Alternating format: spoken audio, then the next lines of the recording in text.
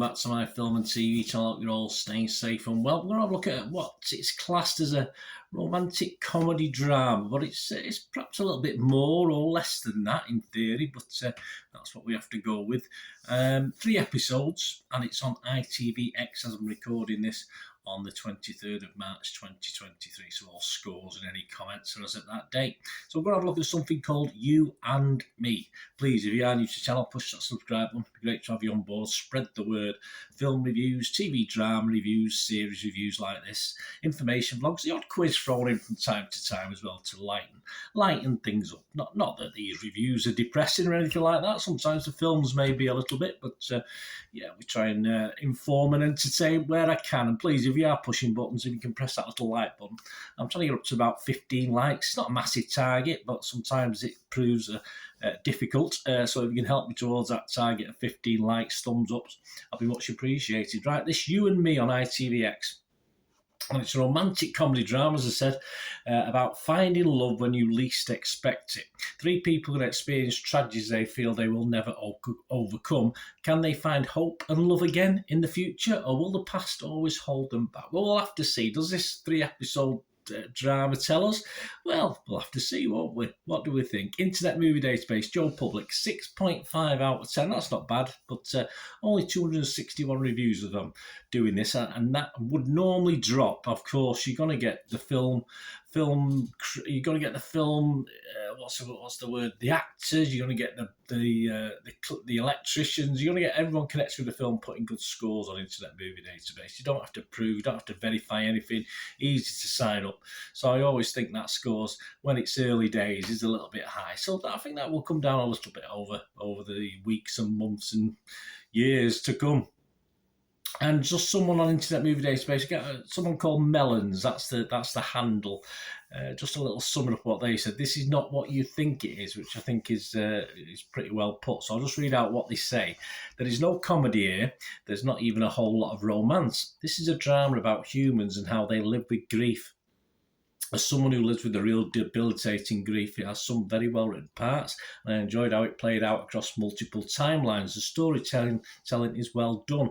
I just want it to be better. Each episode is like a punch to the stomach. I kept coming back for more because I quite liked the actors in it, but it was tough in parts. It's worth a watch once. I couldn't go through it again. Just be warned if you are going for something light and sweet, because this is not it. No, this, yes. So I think that sort of gens it up.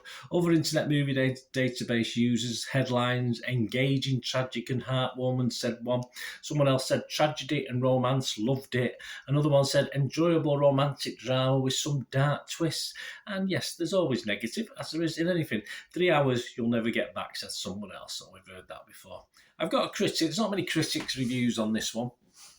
Alex Morland, he's on the National World website, only scored it 1.5 out of 5. So despite positivity on Internet Movie Database, Alex didn't really like it. Just a couple of quotes he said in his review. He said, it's difficult not to conclude that on just about every level, from the script through to direction, the thriller structure was a mistake. Yes, this is where I'm saying the romantic comedy drama. There's also claiming to be a thriller element to this, so I'll mention that in a moment.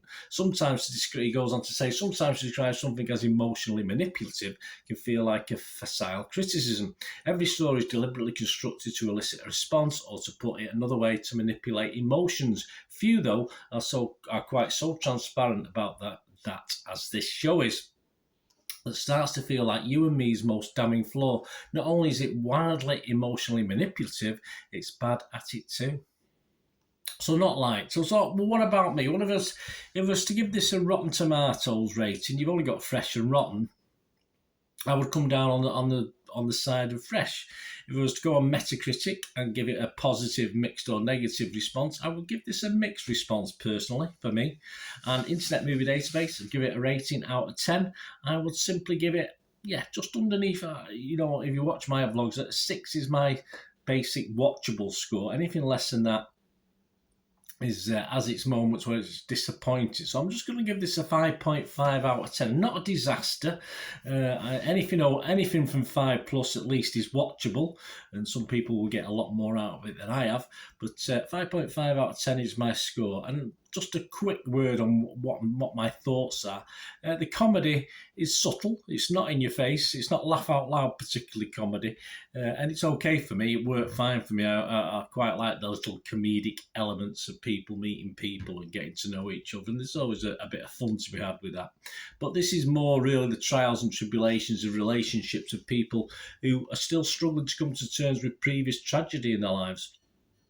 The timeline jump, which one of the critics or some of that person on Internet Movie Database liked, didn't really work for me. There's just too many, a few less, and I think it would have worked better. My old brain sometimes struggled to realise what time frame we were in at times because there's nothing on the screen. It just goes from one to the other.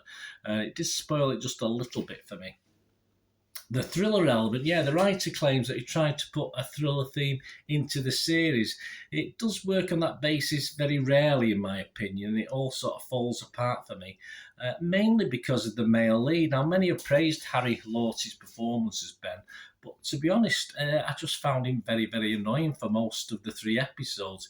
He plays the shy, awkward scenes very well. I sort of connected with that. I found a lot of humour in that as well. But and I did like his stumbling humour, but I found him lacking when it came to the more in-depth stuff, the more emotional stuff. And this, like the time jumps for me, just sort of ruined things a little bit over the 3 episodes. Thankfully, yes, there are plus points for me. Sophia Brown as Jess, and especially Jessica Barden as Emma, makes things more bearable and got me through the 3 episodes. And despite only being 3 episodes, it felt a little bit too long for me, even though it's only like 3 times 45 minutes, which isn't much. It's only a bit more than a normal film. I think you could have snuck it down to 90 minutes, took out some of the time shifts or moved them into a more manageable order, and it would have been far more appealing to me. But not a disaster, but I just thought, if you're expecting as the Internet Movie Database users said before, don't expect anything fun and light in this. It's that fun and light is few and far between. It's a bit darker than that, so be careful when you're watching it.